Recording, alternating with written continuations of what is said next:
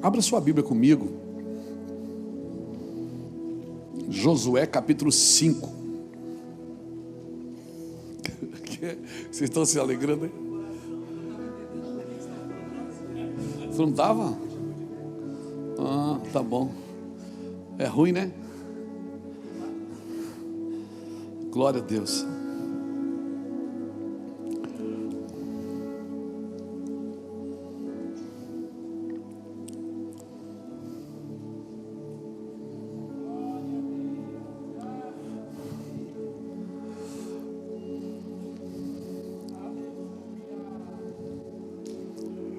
Josué capítulo 5.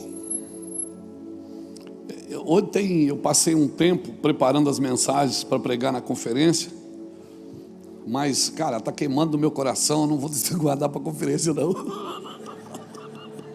Estou agoniado, sabe aquela coisa, aquele pudim gostoso que você quer comer no final do almoço?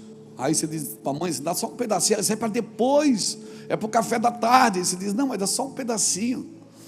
E eu estou assim hoje, irmão, tem um pudim aqui na mesa. Josué capítulo 5 diz assim: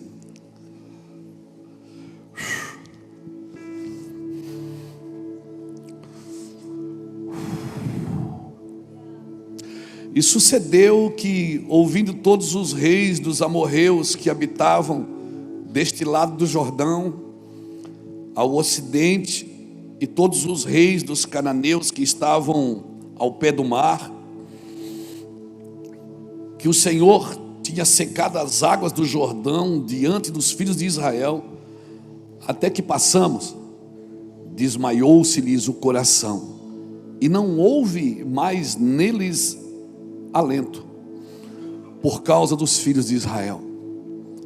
Naquele tempo, disse o Senhor a Josué: faze facas de pederneira e passa de novo,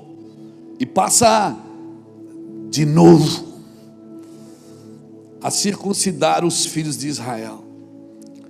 Então Josué fez para si facas de pederneira, ou seja, facas de pedra, e circuncidou os filhos de Israel em Gileade Aralote. Foi esta a razão porque Josué os circuncidou. Todo o povo que tinha saído do Egito, todos os homens de guerra eram já mortos no deserto pelo caminho, porque todo o povo que saíra estava circuncidado, mas nenhum deles que nascera no deserto pelo caminho, depois de terem saído do Egito, haviam circuncidado. Porque 40 anos andaram os filhos de Israel pelo deserto, até se acabar toda a gente dos homens de guerra que saíram do Egito, que não obedeceram à voz do Senhor, os quais o Senhor tinha jurado que lhes não havia de deixar ver a terra que o Senhor sob juramento prometeu dar a seus pais, terra que mana leite e mel. Porém, em seu lugar pôs os seus filhos. Os pais Deus não deixou entrar, mas no seu lugar pôs os seus filhos. E estes Josué circuncidou, porquanto estavam incircuncisos, porque os não circuncidaram no caminho. Tendo sido circuncidado toda a nação, ficaram no seu lugar no arraial, até que sararam. Disse mais o Senhor a Josué: hoje eu removi o opróbrio do Egito, ou seja, a vergonha. Hoje eu tiro vocês da vergonha, pelo que o nome daquele lugar se chamou Gilgal. Gilgal significa círculo, até o dia de hoje. Tem outro texto também aqui, mas eu vou ficar aqui com esse. Estenda a mão para cá, por favor, me abençoe, me ajude. Obrigado, Jesus, pela tua palavra. Nós submetemos o nosso coração e a nossa vida à tua palavra. Nós estamos submissos à tua vontade e o teu querer. Nós não somos dignos de compartilhar o teu nome e a tua palavra, mas o Senhor nos abençoou e nos pediu para fazer isso, e nos ungiu para fazer isso. Por isso nós queremos pedir que o Senhor estenda as tuas mãos sobre nós, e que essa palavra não fique aqui no meio dessas quatro paredes, mas que através dessas câmeras, do áudio, do vídeo, elas alcancem as nações e os corações. Nós rogamos ao Senhor por isso, e assim seja. Amém? Diga para a pessoa que está do seu lado: Deus vai te pegar aí hoje, meu irmão. Hoje Deus arranca o opróbrio. Glória a Jesus. Irmãos, nós estamos felizes. Uma das perguntas que as pessoas mais fazem para a gente é: como é que vocês trabalham? Há uma curiosidade de saber como que se faz. Não é assim com vocês também? A pessoa quer saber como é que vocês fazem.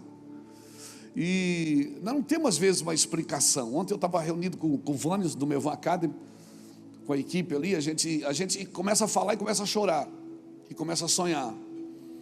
Aí a gente não chega em lugar nenhum, sai da sala e vai embora.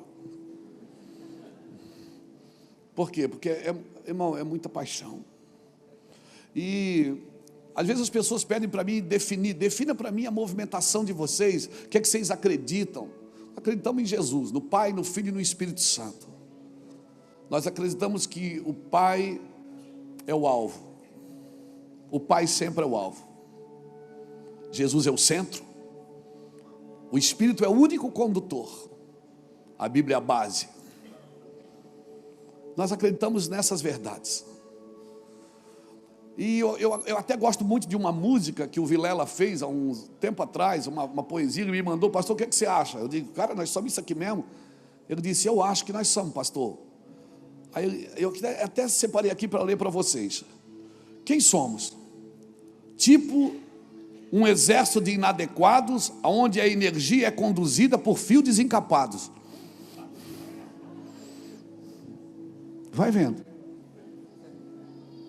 Somos um exército de pessoas inadequadas, onde a energia é conduzida por fios desencapados. Um bando de desajeitado lá de Itajaí, que muito mais do que fazer, quer fluir. Missões evangelísticas, vinde, amados meus, com a cabeça de rei e o coração de plebeus. Não existimos para regimentar servos, mas para edificar uma fraternidade. Vidas valem mais do que coisas, para nós não é um lema, é uma verdade. O poder que nos move é só o da Bíblia, e por esse poder que segue em frente, somos como aquele pingo gelado que surge do nada no meio do seu banho quente. Olha que lindo isso. Sabe, você está tomando banho e de repente começa a cair um pingo gelado. Nós somos esse pingo gelado no teu chuveiro, irmão, para fazer você olhar para cima.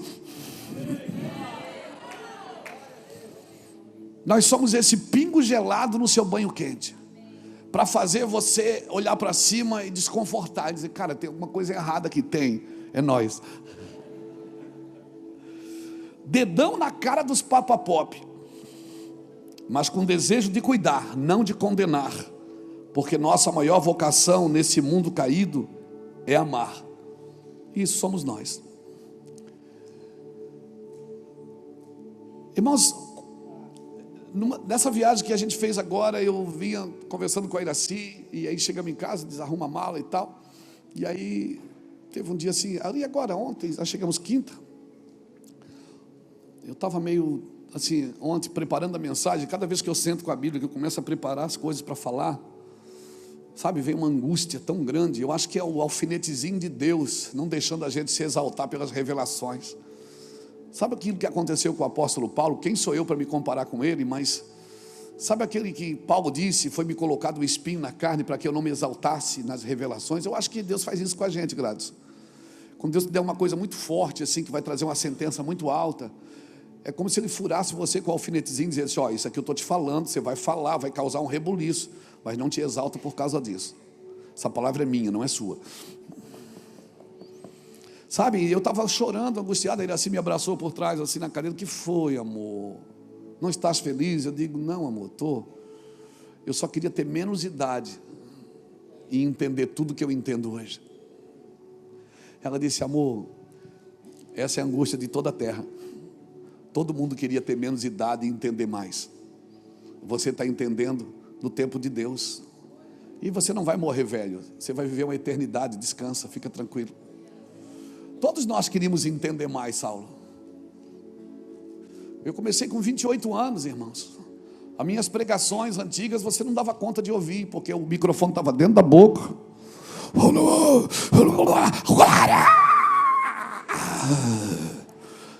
Eu falava 1 quilo, você entendia 100 gramas. Mas a paixão, sabe, o temor de Deus era tão forte. Mas com o tempo a gente foi descobrindo as Escrituras, descobrindo as verdades do Senhor. Elas foram se tornando vivas dentro de nós.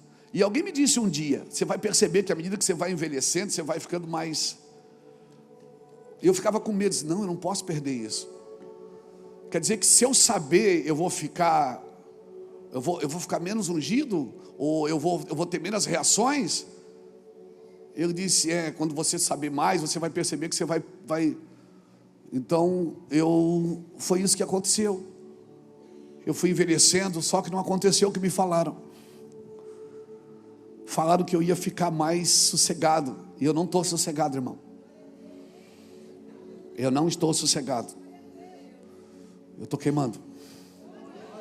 Eu achei que eu ia ficar, sabe, agora eu sei mais coisas, eu achei que eu ia ficar mais sóbrio. E hoje eu estou trabalhando para não ficar sóbrio. Porque eu vejo muitos irmãos e amigos que ficaram sóbrios. E ficaram sóbrios demais. Entraram em muitas filosofias, entraram em muitos achismos e muitas formas de viver o Evangelho. E só existe uma forma. É a forma de Jesus. Evangelho é Cristo em vós, a esperança da glória.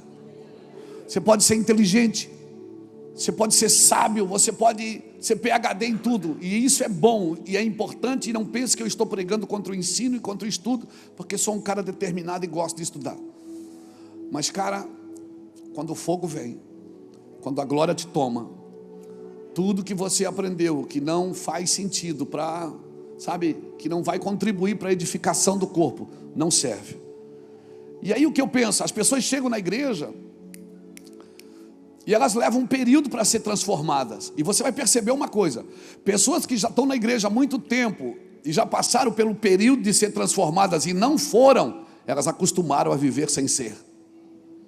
E sabe de uma coisa, elas nunca mais serão. Porque a transformação é um período. Você tem que se deixar tocar.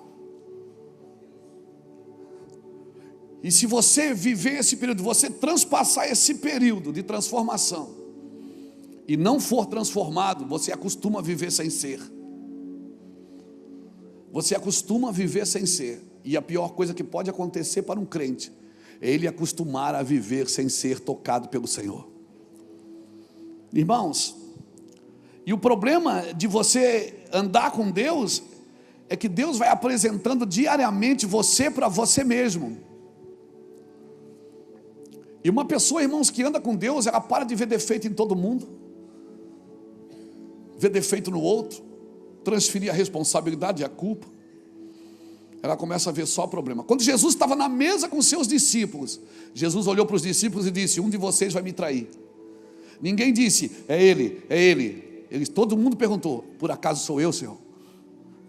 Porque na mesa com Cristo você não enxerga outra pessoa, só enxerga você. Na mesa com Cristo, o mal ali é você, não é o outro. O ruim ali é você. O cara que não presta é você. Então a igreja, ela precisa acordar para isso, principalmente nós, os pastores. Na mesa com Cristo, é você que precisa ver você e mais ninguém. E sabe, eu vejo hoje, principalmente a internet virou um campo de guerra. Você vai ver na internet, quem está brigando nas internets da vida, ou é crente ou é político. Brigando por coisas nada a ver. Porque se cada um cuidasse da sua vida, e cuidasse daquilo que Deus tem para si, mas parece que viver cuidando da vida dos outros Virou uma forma que não tem melhor lugar de esconder os seus problemas e os seus pecados do que no problema e no pecado dos outros. O melhor lugar para esconder você é no problema dos outros. Apresentando dos outros, você recua o seu. E o Senhor diz para você apresentar o seu corpo como um sacrifício vivo. Você, quando vai na presença de Deus, você não apresenta outro corpo, você apresenta o seu corpo como um sacrifício vivo, santo e agradável a Deus, que é o vosso culto racional. Mas sabe o que eu penso? É que muitos de nós, principalmente líderes, eles vêm para o corpo de Cristo, para a igreja, e eles têm um sentimento de posse, não de pertencimento. Eles acham que a igreja é deles, que o ministério é deles, que a unção é deles, que a vida é deles, que é tudo deles. Isso é sentimento de posse. E toda pessoa que tem um sentimento de posse, ela trabalha para proteger o seu ambiente. E ela tem dificuldade de acreditar no crescimento dos outros. E quando bate um problema, o problema sempre é alguém, não sou eu. Então a minha oração, querido, é que o Brasil acorde para isso. Que a gente perca esse sentimento de posse e tenha um sentimento de pertencimento. Eu pertenço ao corpo de Cristo. Eu sou um membro desse corpo. Eu sou parte dessa estrutura óssea desse corpo. Eu faço parte disso. Eu não sou dono de nada. Eu pertenço ao corpo de Cristo. Eu pertenço ao corpo de Cristo. Fora do corpo, você não cresce. Então eu vejo que está acontecendo, mas eu estou falando tudo isso porque eu estou entusiasmado. Eu estou entusiasmado, Lapa. E vocês vão orar para o pastor Lapa ser o próximo prefeito de Itajaí, não? Ou pelo menos o vice, já pensou? Seria bom.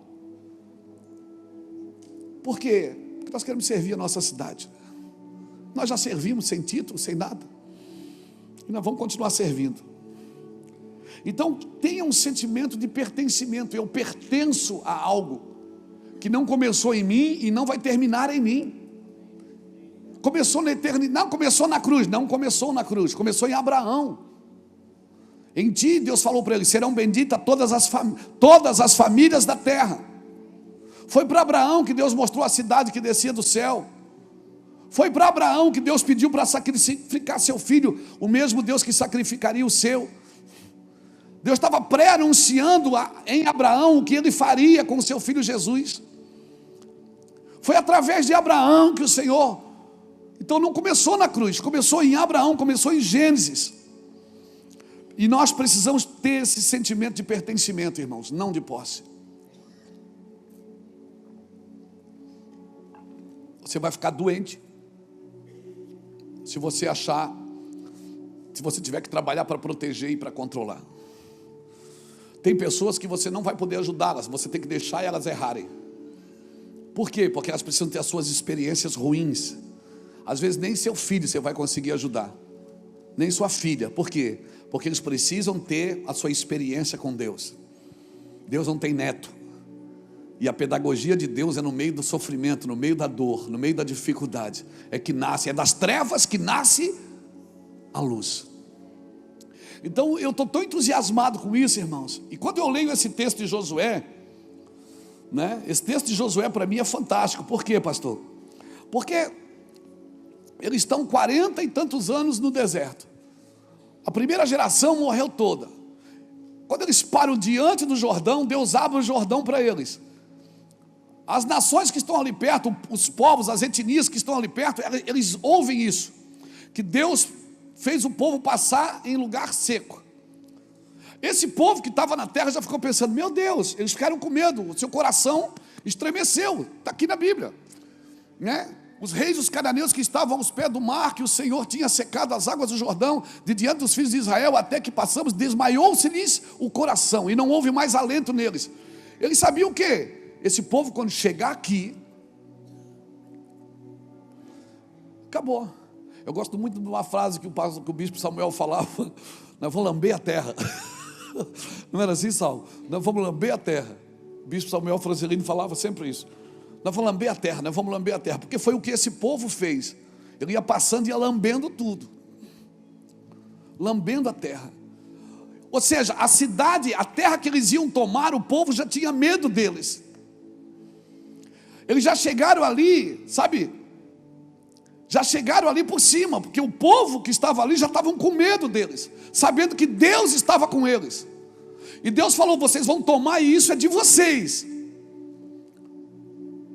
Mas o Senhor chamou Josué e disse: faz uma faca de pederneira, de pedra, e circuncida os filhos de Israel. Corta a pele do prepulso de todo ser masculino, de todo homem, de toda criança, de todo jovem, de todos aqueles que nasceram no deserto. Ou seja, eles nasceram no deserto, mas eles não são do deserto. Eles são meus. Eles eram filhos de Israel. A Bíblia chama eles diante de os filhos de Israel, os filhos de Israel. Israel é a nação. Eles eram, fazendo um trocadilho, eles eram filho da mãe, mas não eram filho do pai. E Deus disse: agora eu queria que vocês marcassem eles, Josué. Marca eles com a minha aliança. Foi a segunda vez que o povo é circuncidado em massa. A primeira foi com Abraão, e a segunda vez foi aqui. O que eu aprendo aqui? Deus estava dizendo: a terra é de vocês, o povo está com medo de vocês, tudo que eu prometi vai acontecer, vocês vão passar a terra, ela já é sua. Só que vocês não vão vencer pela força, vocês vão vencer pela aliança. Eu vou tirar a vergonha de vocês, a vergonha que vocês têm de ser escravos. Vocês saíram do Egito, mas hoje eu vou arrancar o Egito de vocês. Eu vou arrancar toda a vergonha, o opróbrio, porque muitas vezes você sai do Egito, mas todas as artimanhas, todas as performances, todas as formas de trabalhar, as formas de persuadir pessoas, você continua fazendo a mesma coisa. E Deus está dizendo: essa terra, ela já é sua, mas você vai ter que tomar. Agora tem um detalhe: você não vai tomar na sua força, você vai tomar na minha aliança. Eu vou fazer uma aliança com vocês. Hoje vocês não vão ser só filho da mãe, vocês vão ser filho do pai.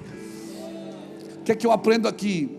Que tudo que Jesus te prometeu, como um pastor, como um membro do corpo, como um cidadão da eternidade, como líder, você não vai vencer na sua força, meu irmão. Deus esperou a força de Abraão acabar para dar um filho para ele. Não é por força nem por violência. Você tem que ter esforço, mas não é pela sua força. O esforço que você tem que ter é acreditar naquilo que Deus te disse e se esforçar por isso que Deus te disse.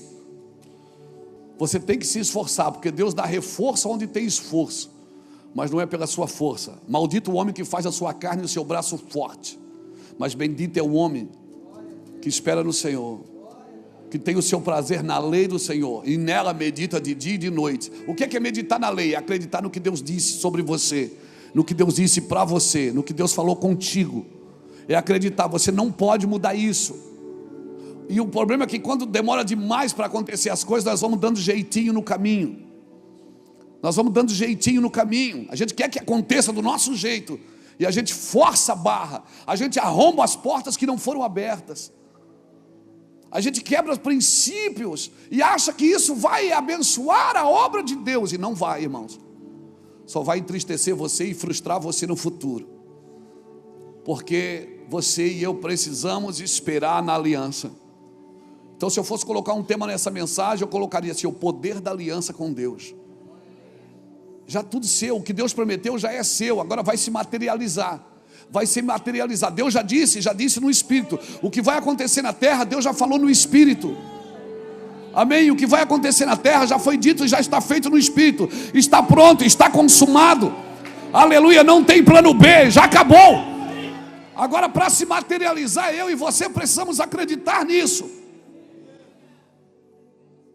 E eu não preciso ajudar Deus. Se eu preciso ajudar Deus, então Ele não é Deus.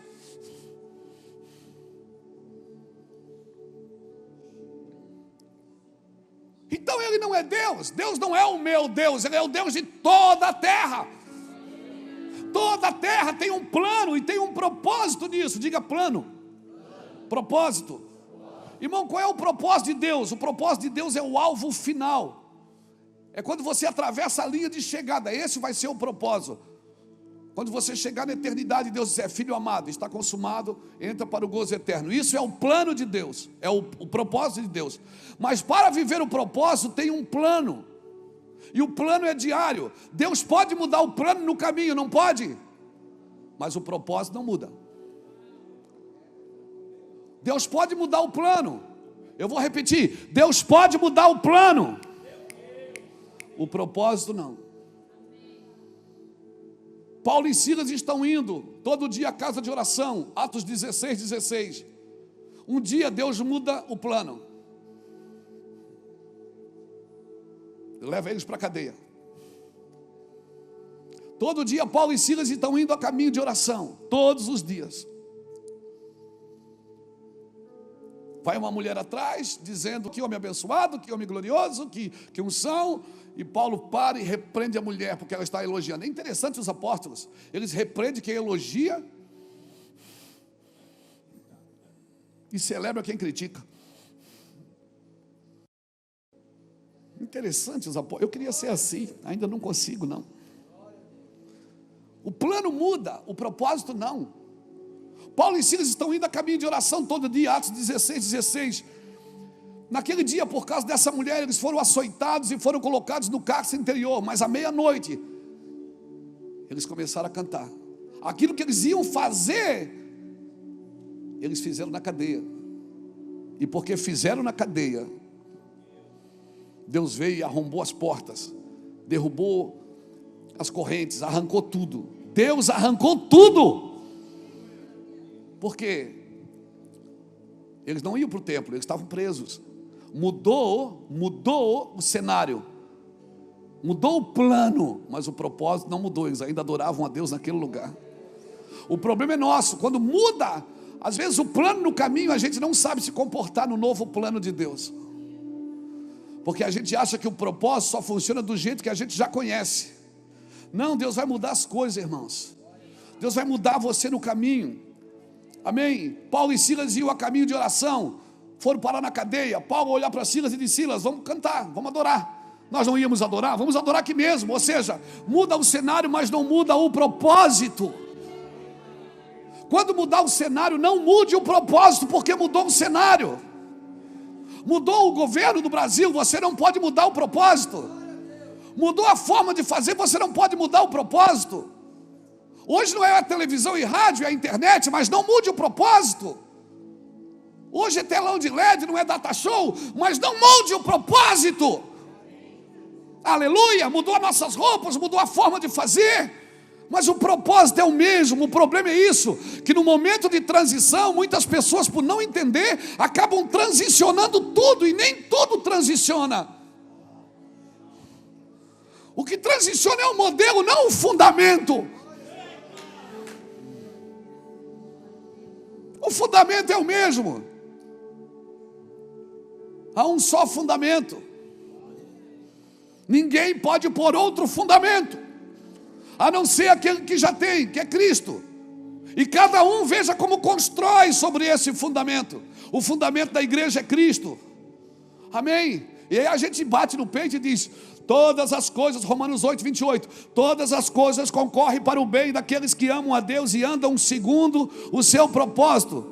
Todas as coisas concorrem para o bem daqueles que amam a Deus e andam segundo o seu. Sabemos que todas as coisas cooperam para o bem daqueles que amam a Deus, daqueles que são chamados segundo o seu propósito. Que andam segundo o seu propósito, é a mesma tradução. Todas as coisas cooperam para o bem, não cooperam? Mas para quem anda segundo o seu propósito.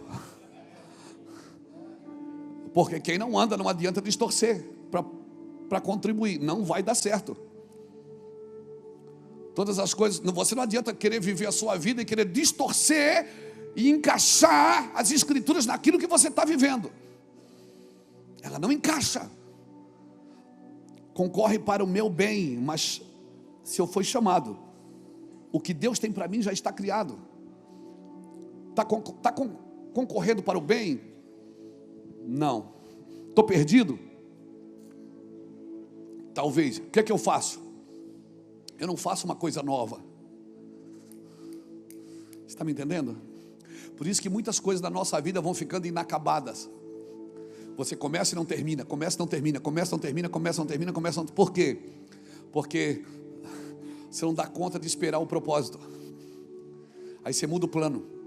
Você não muda o plano, quem muda o plano é Deus. E para concorrer tudo de bom na sua vida, você não pode mudar o plano. É só Deus quem muda o plano. Todas as coisas concorrem para o bem daqueles que amam a Deus. Então como é que eu faço, pastor? É muito mais importante para mim eu conhecer o plano global de Deus para toda a humanidade do que conhecer o meu propósito. Só que hoje, vamos e viemos. Todo mundo é chamado no culto para dizer assim, ó, Deus tem um propósito na sua vida. É ou não é? Quem já ouviu isso? Vem cá que eu vou orar, Deus vai te destravar. Nós estamos mais preocupados com o nosso propósito pessoal que o propósito eterno de Deus. Nós achamos que Deus vai negociar a sua obra eterna por causa de mim. Não, é eu que tenho que abandonar minha vida. Então hoje, descobrir o propósito eterno de Deus é muito mais importante do que descobrir o propósito da minha vida. O que é que Deus tem para a humanidade? É isso? Eu estou contribuindo? Não, então eu preciso mudar. Mas nós não, nós somos atraídos para o púlpito, atraídos para a igreja, por causa do meu chamado. Até porque o chamado não é seu, é de Deus. Se você achar que o chamado é seu, você vai usar para você. O chamado é dele. Não é o chamado que é seu, é você que é do chamado. A missão não é sua, você que é da missão. Porque se você parar a missão continua. E essa é a hora que você diz, ai, aleluia. Esse é o problema, é que nós temos sentimento de posse e não de pertencimento. E porque temos o sentimento de posse, queremos distorcer o céu para nós. E não queremos distorcer a nossa vida para servir aos céus. Então você vai ter que abandonar sentimentos, desejos, vontades. Você vai ter que abandonar algumas coisas que não contribuem com o propósito eterno de Deus. E é muito difícil eu abandonar algumas coisas, porque afinal de contas eu fui atraído para a igreja para Deus mudar a minha vida. E Deus não quer mudar a sua vida, Deus quer matar você. Para você parar de viver a sua vida e viver a vida de Cristo, porque Cristo em vós é a esperança da glória. Ele morreu pela sua vida, para você morrer pela vida dele. Pegou? E nós vamos para o culto, vamos para a igreja, vamos para os seminários, vamos para a escola bíblica para melhorar de vida. Deus não quer melhorar a sua vida. Você quer transformar a sua vida. E se você não for alegre no propósito de Deus, esquece. O homem é movido por três coisas. Ele vive por propósito, por necessidade ou por prazer. O homem vive por propósito, por necessidade ou por prazer.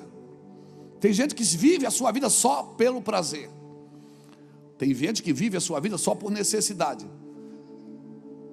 Mas tem gente que vive a sua vida por propósito. E a diferença de viver o propósito é que se você vive o propósito de Deus, certamente você não vai cair em necessidade e nem em prazer. Não vai se perder pelo prazer, porque você vai achar prazer e fartura no propósito de Deus. Por isso que muita gente que perderam o propósito vão para a internet criticar os outros que estão vivendo o propósito. Se você perder o propósito, você vai entrar em necessidade. Pastor, mas eu estou em necessidade. Não confunda necessidade com miserabilidade. Porque você não precisa ter falta de alguma coisa para viver miséria. Tem gente que é rica e vive uma miséria emocional, vive uma miséria financeira. Tem dinheiro guardado, mas não gasta. Tem coisas escondidas, tem coleções de joias e coisas, mas não usa um anel. Por quê? Por quê? Isso não tem a ver com propósito.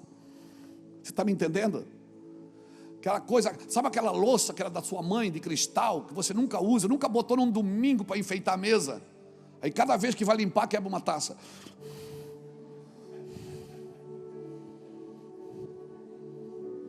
De vez de botar a mesa, né? Aquelas toalhas de crochê bonita, né?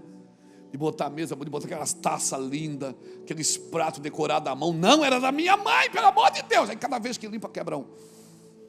Não desfruta. Não aproveita.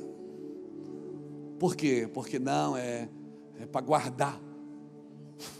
Quer guardar alguma coisa? Guarde o seu coração. Porque é dele que procede as saídas da vida. Sobre tudo que deves guardar, não guarda o prato da mãe, nem a taça do pai. Guarda o teu coração, porque é dele que procede as saídas da tua vida. Aí uma pessoa que vive assim oprimida, quando ela vê alguém desfrutando, ela acusa.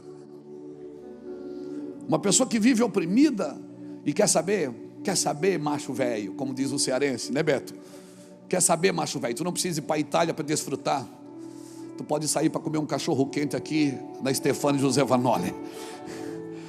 Porque o desfrute não está na não. O desfrute está em quando você acha um lugar em Deus. Você desfruta em qualquer lugar, irmão. Você desfruta. Eu desfruto aqui no Promorar. Eu desfruto no Vassourão. E desfruto na Itália. Desfrute em qualquer lugar. Aproveite a sua vida, aquilo que Deus tem para você. Amém? Não aproveita, o cara não tem coragem de fazer nada. Oprime os filhos, oprime a família, oprime a igreja. Por causa do controle, por causa do sentimento de posse. É tudo meu. Quem diz é meu são as crianças, não são os adultos. E se o herdeiro for um menino, de nada ele difere de um escravo, ainda que ele seja senhor de tudo. Então entenda isso. É muito mais importante para mim eu conhecer o plano global de Deus para toda a humanidade. Porque o plano da minha vida tem a ver com o plano global de Deus para toda a humanidade. E se eu quero entender Deus, o que Deus quer da minha vida, eu preciso entender o que Deus quer para toda a humanidade. O plano global de Deus tem a ver com antes do plano individual. Marque isso, se você trouxe uma caneta ou para anotar, ou anote no seu iPad, iPhone, aí alguma coisa. O plano global de Deus tem que vir antes do plano individual para a minha vida. O plano é o processo para cumprir o propósito, para chegar no alvo final. Deus tem o alvo final. E nós precisamos conhecer o plano de Deus. E aí aqui que eu entro. O plano de Deus para a sua vida envolve Babilônia. Envolve o Egito. Envolve negócios, envolve dinheiro, envolve política, envolve artístico, envolve tudo, irmão. O problema é que nós ficamos aqui na beirada da estrada, jogando pedra na Babilônia.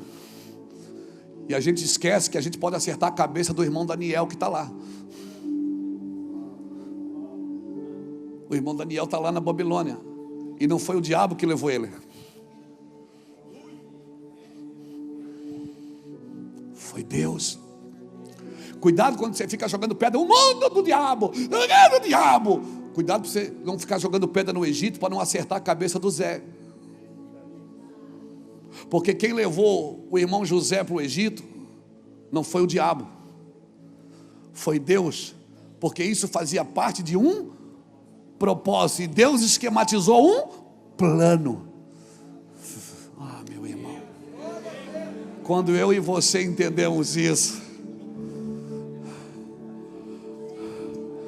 cara, quando você entende isso, essa é a aliança. Eu tenho uma aliança com Deus. Eu fui circuncidado no meu órgão reprodutor, e se eu fui circuncidado no meu órgão reprodutor, eu não tenho medo de me multiplicar em todos os lugares da terra. E eu não estou falando isso sexualmente. Eu estou falando, entenda o que Deus quer de você. Porque senão você vai ficar enclausurado no meio de 4 paredes, numa estrutura que você construiu, e ainda acha que é dono dela.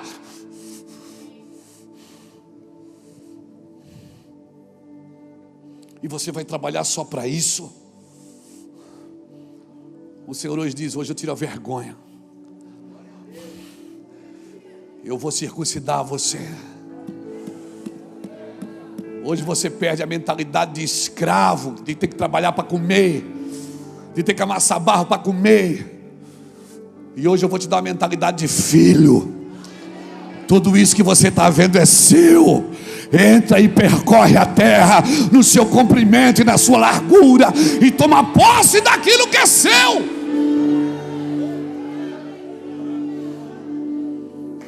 É seu. Hoje eu tiro essa mentalidade de escravo, que você tem medo de não ter comida de noite, esconde debaixo do travesseiro. Coisas que a gente vive lá na casa de recuperação. Lá na casa de recuperação, de vez em quando, o pessoal que trabalha lá faz um pente fino, acha comida debaixo do travesseiro. Hoje, não mais, talvez. Acha coisa escondida debaixo do lençol, porque aquele menino veio da rua. Ele ganha comida, talvez de noite não vai ter, então ele esconde para comer depois. E a gente tira debaixo da fronha dele, do travesseiro, do colchão, e diz: filho, não precisa, a cozinha está ali, o cozinheiro está ali, daqui a pouquinho o sino tim-tim vai bater e a mesa vai estar posta para você. Você não precisa esconder mais para comer, a comida está na mesa, é sua. Amém? Ei, se você quer comer sozinho, o seu lugar não é na igreja, porque a igreja é a mesa coletiva de Deus. Você não pode comer sozinho. Por isso que a Bíblia: quem for maior, tenha paciência com o menor. Quem tiver mais, reparte com o que não tem. Sabe o que Deus está dizendo? Eu te proíbo de comer sozinho na minha mesa. Eu te proíbo de comer sozinho na minha mesa. Por isso eu não acredito no ministério que só enriquece um. Eu não acredito no ministério que só aparece um, que só enriquece um, que só um é aplaudido, que só um é reconhecido. O céu, quando constrói, diz: façamos nós. O céu, quando cria, ele pluraliza a criação. Ele diz: façamos nós. Alguém levante a mão e diga: eu estou entendendo, pastor. Eu estou entendendo isso, pastor Luiz. Nós somos plurais. Nós somos uma comunidade de três: Pai, Filho e Espírito Santo. Deus hoje vai arrancar a sua mentalidade de pastor escravo.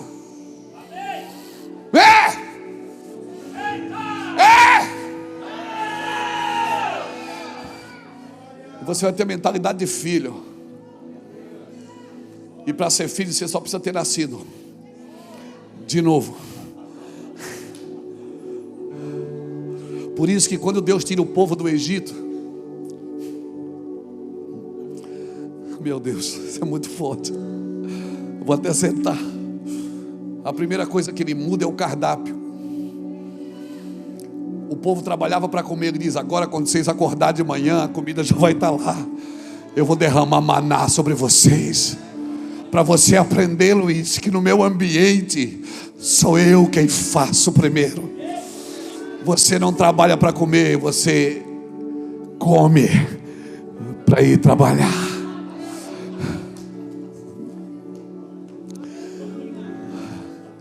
Sabe o que Deus estava dizendo? Quem dava comida para vocês, era Faraó. Vocês tinham que fazer alguma coisa para ele, para ganhar a comida dele. Agora para mim não. Para mim vocês só precisam me obedecer. Não tome mais decisão por aquilo que você tem que fazer. Tome decisões por aonde você tem que estar. Porque aquilo que você tem que fazer está exatamente onde você precisa estar. Então, antes de procurar o que fazer, procure o lugar que você precisa estar. Porque o que Deus tem para a sua vida está no lugar. E se não estiver mais ali, Deus muda você de lugar. Eu não sei tudo que eu preciso fazer, eu sei disso. Se tem uma coisa que eu sei, é não saber tudo que eu preciso fazer, mas eu sei aonde eu preciso estar. Amém, irmãos?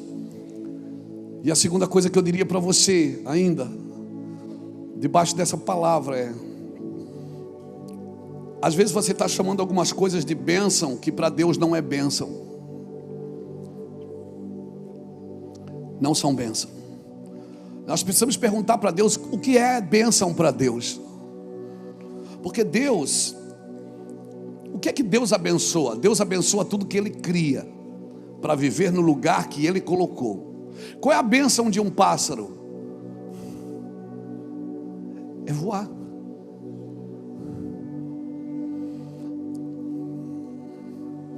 Qual é a bênção de um peixe? É nadar. Se você botar um pássaro no viveiro e um peixe no aquário, ele continua voando e nadando. Continua? Ele continua. Mas ele ainda está na bênção?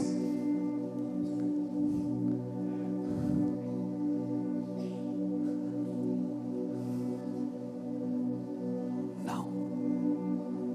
Se você colocar um peixe no aquário, ele está nadando, mas ele não está na bênção que Deus o criou. Ele está nadando para você, que é dono do aquário. E se você botar o pássaro no viveiro, ele está voando para você, que é dono do viveiro. Mas não é a bênção que Deus tem para ele. Por isso eu não prendo ninguém, irmãos. Eu quero que as pessoas vivam na bênção que Deus tem para elas. A bênção é a ordem de Deus para aquilo que foi criado, funcione para aquilo que foi criado. Então você não precisa pedir bênção para fazer algo. Você precisa entrar na bênção que você nasceu para ser. E qual é a bênção de um homem? Quando Deus criou um homem, qual é a bênção que Deus disse para ele? Domine o homem sobre todas as coisas. Aí o homem quer dominar pessoas. E dominando pessoas ele sai da bênção, porque ele foi chamado para dominar coisas. Para que Deus te salvou? Para ficar salvo? Não, para você voltar à sua bênção, para você voltar a domínio. Então a bênção de um homem é dominar sobre todas as coisas. Quando Deus cria Adão, ele disse o quê? Domine sobre as aves do céu, sobre os peixes do mar e sobre os animais da terra. Os 3 ambientes que o homem domina: terra, céu e mar e água. O homem foi chamado para o domínio, não para o controle. O controle é de Deus.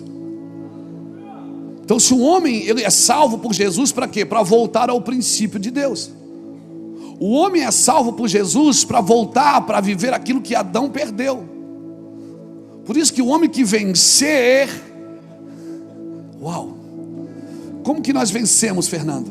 Não deixando nada nos dominar. Ao que vencer, comerá da árvore da vida que está no meio do paraíso de Deus. Eu não estou falando de submissão de pai para filho.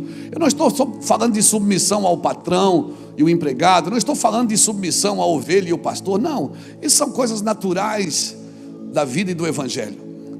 Eu estou falando de você vencer ao que vencer.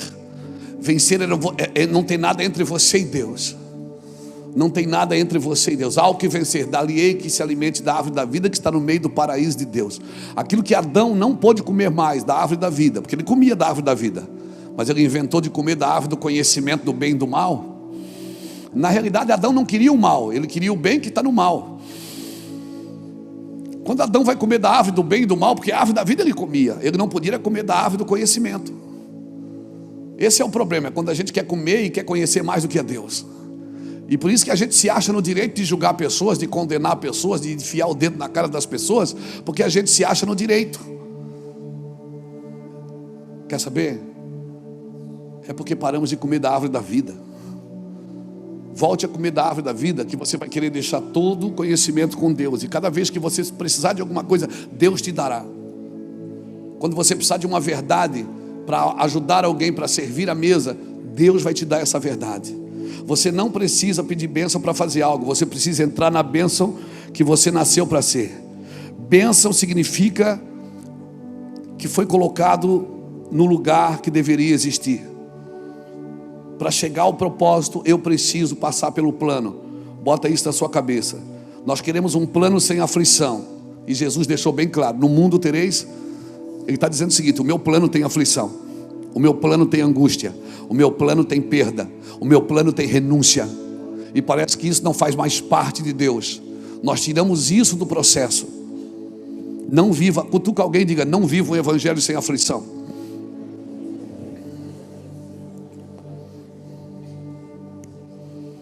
Porque se você não tiver com o que militar, você vai militar em causa própria. Quando nós começamos, a gente começa com muita paixão. Por isso que essa semana, ontem, eu estava em casa angustiado. A gente começa com tanta paixão, tanta vontade de fazer, a gente quer mudar o mundo. Tem coisas que você gerou pela paixão que você carrega, mas eu e você ainda não temos o entendimento para nos mover nela. Não temos o entendimento. Precisamos do entendimento. Irmãos, tem uma coisa que tem muito nessa geração: é ideias. Todo mundo tem uma ideia, gente. Eu mesmo tenho uma a cada 10 minutos. O problema é que é a geração de ideias sem direção. Nós não precisamos de uma nova ideia, nós já temos uma eterna. Quem tem uma eterna não precisa de uma nova ideia. E se tiver que acontecer algo novo, deixa que Ele faz. Ele vai fazer algo novo. Deixa que Ele faz, porque para Ele é novo. E será novo para nós, se deixarmos Ele fazer. E Ele gosta de fazer novo, porque Ele faz tudo novo de novo. Ele já fez isso. Em alguma geração Ele já fez o que está fazendo. Esse é o nosso problema. As pessoas têm muitas ideias do que direção. E sabe, quando você tem muita ideia sem direção, você procura alguém para te dar direção. E também às vezes acaba batendo na porta errada. Vou pedir direção para quem não tem direção, e muito menos ideia. Quando você tiver uma ideia, põe na mesa para Jesus. E procure pessoas que têm o mesmo coração. Procure pessoas que querem a mesma coisa. Se uma sociedade perder a capacidade de enxergar o óbvio, essa sociedade, ela perderá o evangelho de vista. O óbvio Cristo. O óbvio é Cristo. O óbvio do evangelho é Cristo. Se eu e você perdemos isso, já era. Você não ensina isso. Convicção você não ensina. Você não tem a classe. Nós temos aqui no discipulado a classe das convicções? Não temos. Porque convicção você não ensina. Convicção você tem e você afeta os outros com a sua convicção. E se você tem convicção, você tem que viver como alguém que tem convicção, não como alguém que está perdido. Eu posso ser um homem peregrino. A igreja, ela é peregrina, mas ela não é andarilha. Ela é peregrina na terra, mas ela não é andarilha na terra. Uma vez nós estávamos fazendo evangelismo e paramos para um andarilho e perguntamos para ele: você está indo para onde? Ele disse. Ele começou a rir. Disse: por quê? Eu não tenho para onde ir. Então eu acordo de manhã, eu não preciso ir para lugar nenhum, porque eu não tenho direção. Tá, mas você veio da onde? Eu vim de uma cidade, passei por outra e fui passando por outra. Ele não sabe de onde veio e nem para onde está indo. Mas esse não é o testemunho de Jesus. A igreja sabe de onde veio e sabe para onde está indo.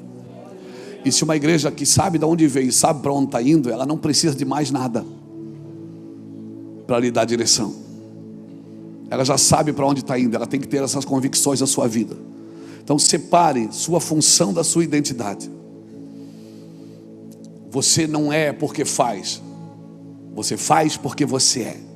Porque um dia a sua função vai acabar. Quando eu ficar velhinho, bem velhinho, talvez eu não vou ter mais força para pegar um avião e ir para outra nação. Talvez eu não vou conseguir segurar o microfone, vou ter que usar aquele da Madonna.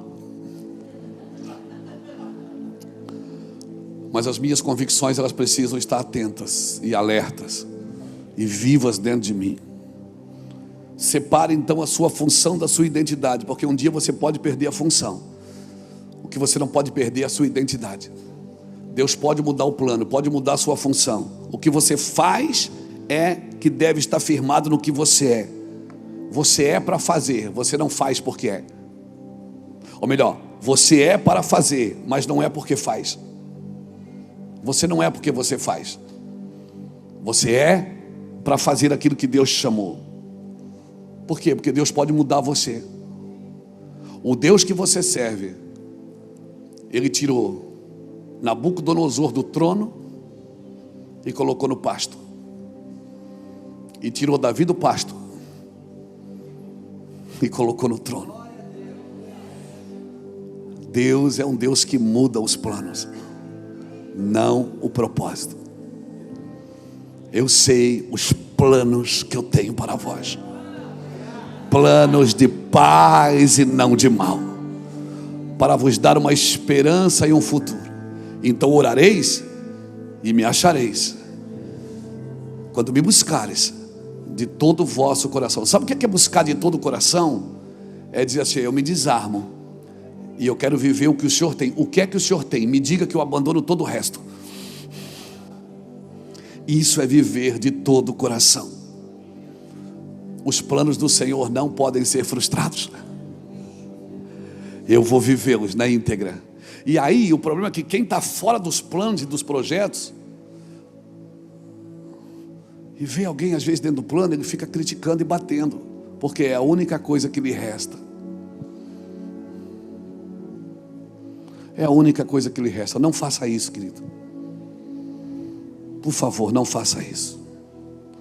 Se não está disposto a conhecer a voz de Deus, não adianta estudar a letra. Se você não está disposto a... Né, Vandes? O meu Van Academy funciona até Deus falar. A escola bíblica funciona até a voz gritar dentro de alguém. Se você não está disposto a ouvir a voz, não adianta estudar a letra. Estudar a letra para quê? Para ser conhecedor de história? A Bíblia não é um conto de história, não é uma história. A Bíblia não é para contar história, é uma realidade de vida.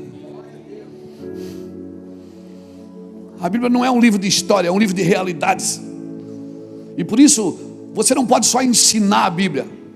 Você tem que educar uma geração pela Bíblia. E qual é a diferença de ensinar e educar? Quem ensina, repassa conteúdos. Quem educa, transfere valores. Transfere valores. Isso é importante, porque nós estamos na geração, irmãos. Guarda isso no teu coração. Habilidade tem mais a ver com a qualidade do que se aprende do que com a quantidade do que se sabe. Guardou isso? Pegou isso? Então eu vou repetir. A habilidade que você adquire tem mais a ver com a qualidade com que você aprende do que com a quantidade daquilo que você sabe. Porque você pode saber muito e não tocar a vida de ninguém.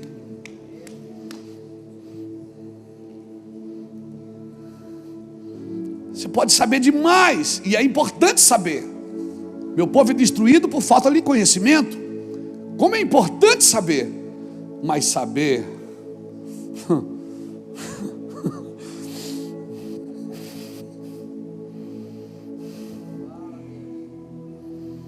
saber sem o cheiro, irmão, não adianta. Liderança, quer ser um bom líder, começa a liderar a sua vida. A autoliderança é a capacidade que você aprende de liderar a vida dos outros. Por isso que você vai ver muitos doutores perdidos e muitos analfabetos que dirigem melhor a sua vida do que muitos doutores. Porque a autoliderança, a autocapacidade não tem a ver com a capacidade intelectual ou formação profissional. A liderança começa com a autoliderança. Amém? Acho que está bom. Acho que a gente pode orar. Então, se eu ficar aqui com o microfone na mão, só dizendo, Deus vai fazer isso, Deus vai fazer aquilo, Deus vai fazer aquilo, eu não estou aqui só para dizer o que Deus faz. Eu estou aqui para transferir o que Ele é. Porque os céus já proclamam a glória de Deus, o firmamento já anuncia as obras das suas mãos. Deus já tem 2 missionários, o céu e a terra, que são missionários para falar o que Ele faz.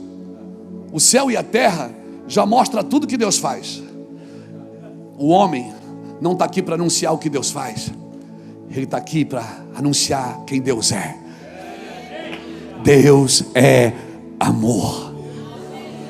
Os céus proclamam a glória de Deus, o firmamento anuncia as obras das suas mãos. Essas duas testemunhas, céus e terra, se encontram, alinhando o seu plano. O universo estremece, o leão rugiu do trono. Céus e terra se encontram onde? Quem é o único ser que tem céus e terra no seu DNA? Quem é o único ser que o que é da terra vai voltar para a terra e o que é de Deus vai voltar para Deus? Não, fala para mim quem é. O único ser que céus e terra se encontram em você, meu camarada. Céus e terra estão brigando aí dentro todo dia para ver quem te governa. E sabe quem é que vai te governar? Quem tiver melhor alimentado. Se você alimentar só o que é da terra com vaidade, ostentação, poder, a terra vai te governar. E o pior, que se você deixar a terra te governar, Deus deu autoridade para um ser, dizendo que ele podia comer do pó da terra. E se você deixar a terra te governar, você vira comida de serpente. Mas se você deixar o céu te governar, por isso você acorda de manhã, os primeiros minutos da manhã, às vezes acordo de manhã, aí eu acordo de manhã tal, aí vou no lugar que o celular está carregando, vou pegar o celular, ele assim vem, tira o celular da minha mão e diz: amor, celular depois, primeiro vamos dar uma raiva, irmão, ódio. Ela disse: depois você atende as pessoas, vamos primeiro tomar um café, vamos ler, vamos amor, vamos. Porque é muito bom saber da vida dos outros, antes de edificar a sua. Como é bom saber que tem gente pior do que você. Não é assim, doutor? Como é bom você acordar, ver a internet, tem gente pior do que você, muito mais pecador do que você. Aí ela vem e diz assim: não, amor, não pega o celular, vamos depois. Aí tu já pega o celular, aí daqui a pouco tu não vai nem sentar para tomar café. Eu digo: tá bom, Tom, mas vamos ver se tem alguém em pecado hoje. Como é bom achar alguém pior do que a gente, irmão. Como é bom. Porque não tem lugar melhor para esconder as nossas debilidades do que na debilidade dos outros. Como é bom apontar e dizer: foi a mulher que tu me deste. Como é bom apontar: foi por causa disso, foi por causa que choveu, foi por causa. Como é bom, quem é bom de argumento é ruim de arrependimento. Quem argumenta tudo não se arrepende nunca. Entenda o que Deus está falando comigo e com você aqui nessa manhã. Se eu sou você, eu chego em casa, eu pego essa mensagem, eu mando para todo mundo, porque eu vou ter que ouvir de novo. Deus está acabando comigo aqui. Então, eu sou para propagar o que Ele é. Eu não estou aqui só para falar o que Ele faz. Jesus disse: quem vê a mim, vê o Pai. E mandaram ele fazer alguma coisa. Ele disse: o filho só faz o que vê o pai fazendo. Isso é uma vida de revelação que Deus tem para você. Daniel 11:32 diz assim: o povo que conhece a Deus se tornará forte e fará proezas. Conhecer, se tornar e fazer. Esse é o seu propósito. Você não pode fazer sem se tornar, e você nunca se tornará sem conhecer. O povo que conhece o seu Deus se tornará forte.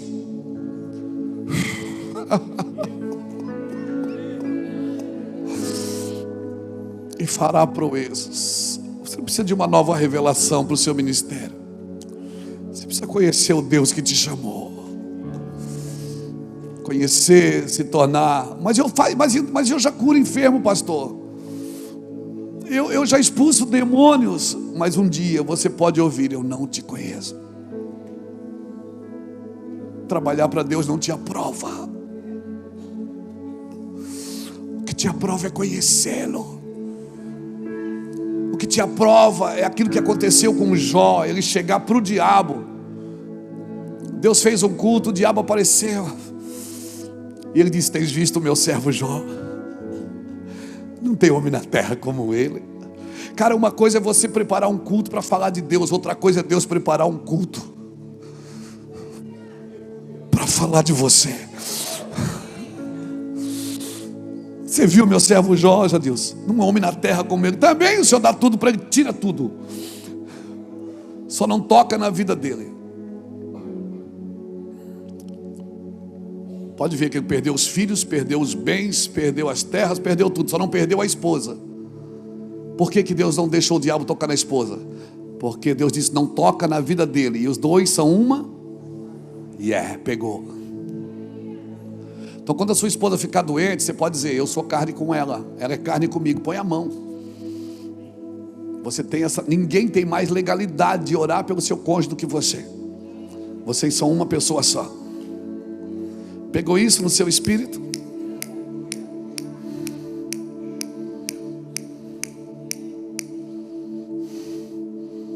Osso do meu osso, carne da minha carne. Então entenda isso. Quando nós entendemos essas verdades, irmãos, essas revelações, a Bíblia fica diferente para você.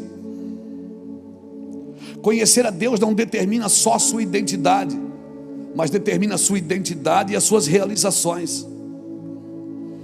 E eu vim aqui nessa manhã, já estou terminando, como um profeta para mim e para a sua vida, para dizer que sempre que nós não damos ouvido ao que os profetas dizem, o final é muro caído, é templo destruído, é cativeiro. Por favor, escute os profetas. Tem homens de Deus e mulheres de Deus que não se venderam, que não cobram pelo que fazem.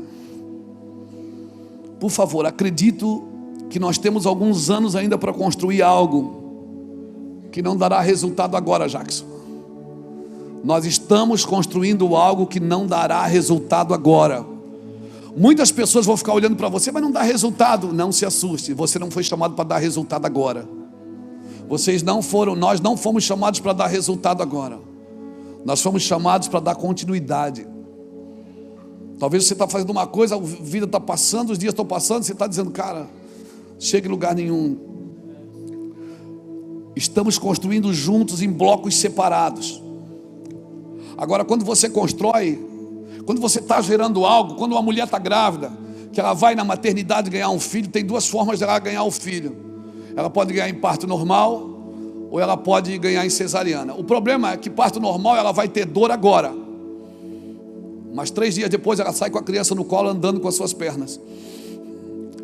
A cesárea, ela é isenta da dor, mas depois você vai precisar de alguém para cuidar da mãe e do filho. Então, se você se isentar da dor agora, fique tranquilo, você vai ficar com dor depois. Então o meu recado para você: anda no normal, naquilo que Deus tem para você. Não facilita agora. Não tenta se livrar da pedagogia de Deus agora. Se é para doer agora, que doa. Mas estou doendo, não é por medo, não é por temor. Eu estou doendo porque eu estou gerando. Esses meus gritos estão dizendo que algo vai nascer, que algo vai vir para fora. E eu vou gritar e vai vir para fora. Aleluia. E quando chorar na minha frente, eu vou parar de chorar. Então, se você está gerando, não se isente da dor. A ciência já conseguiu diminuir a dor, mas o prazo ainda é 9 meses. O prazo ninguém conseguiu mexer, porque Deus tem um prazo específico para cada plano dele. Amém? Você está me entendendo isso? Então cutuca alguém que está do seu lado e diz: você está com pressa por quê? Você está com pressa por quê? Você está com pressa por quê?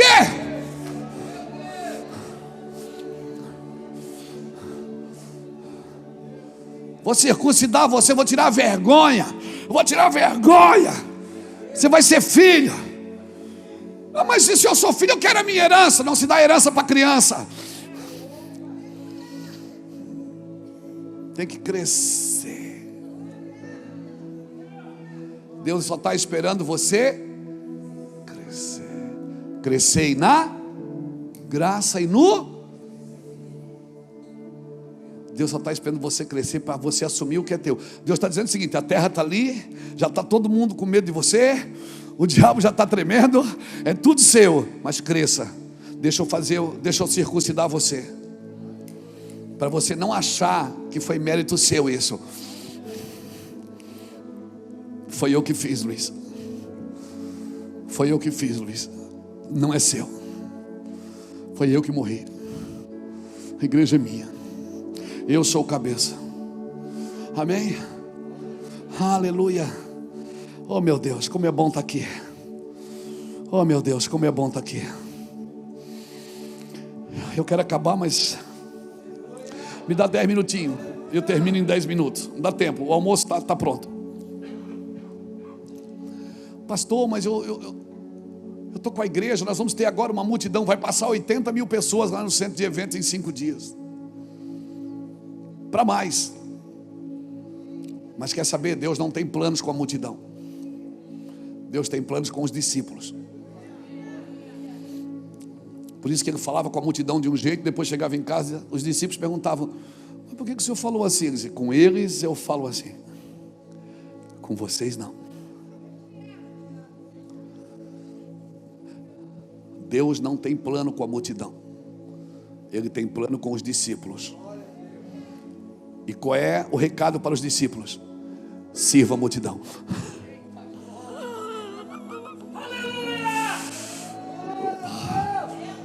O problema é que você cobra uma coisa da multidão que Deus não está cobrando dela, está cobrando de você. Você cobra uma coisa da multidão que Deus não cobra deles, cobra da gente. Não seja de vós muitos mestres. Não seja de vós, você quer título, você quer cargo, você quer... Não seja de vós muitos assim, porque sobre vocês é um pouquinho, o negócio é um pouquinho mais arrochado. E aí nós vamos para o púlpito cobrar da multidão uma conversão, uma cura que muitos de nós ainda não fomos curados. Ai, aleluia. Eu oro por uma liderança saudável. Ai, eu oro por uma liderança saudável. Ai, eu digo aos discípulos: salve a multidão, cure a multidão, visite a multidão. Transfira a sua natureza, transfira a natureza de Cristo. Não seja um assassino de vocação, por favor. Ajude as pessoas a acharem o seu lugar. Não seja um assassino de vocação. O preço de um assassino de vocação é terrível.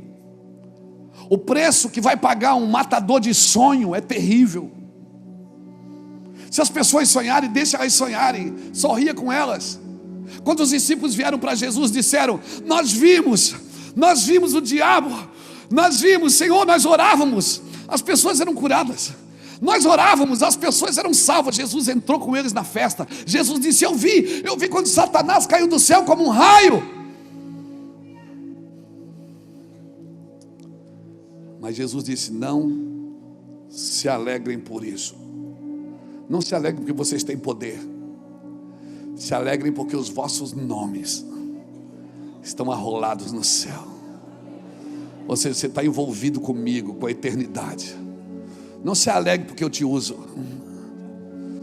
Eu uso uma mula, eu uso um galo, eu uso quem eu quiser, Luiz. Um homem que serve de pedra de tropeço para outros pagará um grande preço na sua descendência. Anota, porque isso não é uma praga de Luiz Hermínio, não. Isso é Bíblia. Um homem que serve de tropeço para outros homens pagará na sua descendência um preço muito caro. Seus filhos não fluirão, não crescerão. Por quê? Porque ele foi pedra de tropeço para os outros. Língua comprida é sinal de mão curta. Quem só fala não faz. Não põe a mão, não estende a mão, só estende dedo. Eu oro por uma liderança saudável. Mas tem coisa ruim, pastor. Tem coisas ruins que na sua vida é ruim, mas são redentoras para a sua vida. Amém? Deixa eu te dar um recado. O filho pródigo, onde é que ele terminou? Ele terminou dentro de um curral de porcos, tentando comer junto. E nem os porcos o queriam. Foi ruim para ele ou não foi? Foi ruim ou não foi? Mas para o pai foi bom. Tem coisas ruins na sua vida que para você é ruim, mas para o pai é bom. A minha oração é que Deus não precise colocar, acrescentar no seu plano coisas ruins, porque são ruins para você, mas para o pai foi bom. O pai, você acha que Deus celebra a sua bondade? Tu acha que Deus celebra as suas coisas boas? Não, Deus não celebra o seu dia bom, Deus celebra os seus retornos. Toda vez que você acorda e diz, cara, eu não devia ter falado isso, eu não devia ter feito isso. Deus aplaude e celebra os seus retornos, as suas reações corretas diante dele. Se eu quero ser um líder, eu preciso dessas metas. Aplique nos seus sonhos disciplina, comprometimento, persistência. Amém? Todo aquele que tem fé no poder de Deus, ele vai viver um estilo de vida arriscado. Eu quero deixar essa palavra, irmãos. Eu estou lá passeando com a minha gata. É a segunda vez que a gente sai para passear sem sair para pregar. Eu não levei nem o iPad, levei a Bíblia, li só um dia. Mas Deus não parava de falar. Deus não parava de falar. E Deus dizia assim, Luiz, viva uma vida honesta. Você sabe qual é o segredo de ser honesto? Qual é a vantagem de ser honesto? É que tem pouca concorrência.